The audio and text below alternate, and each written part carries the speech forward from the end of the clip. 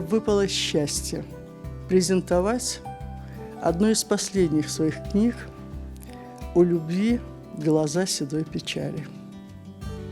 Почему седой? Потому что автор книги уже в том возрасте, когда во всем печаль седины.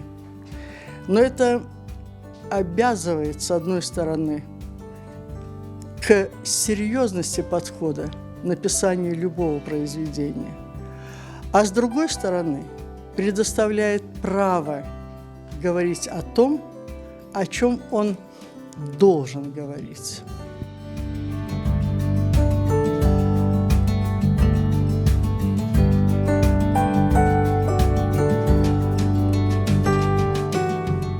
Это любовь к родине, это любовь к миру, это любовь к братьям нашим меньшим, это любовь сердца всего. Хотелось бы поблагодарить Мерьем Ханум, что она приехала из Краснодара к нам сюда, в библиотеку, на это мероприятие, для того, чтобы лично презентовать свою книгу.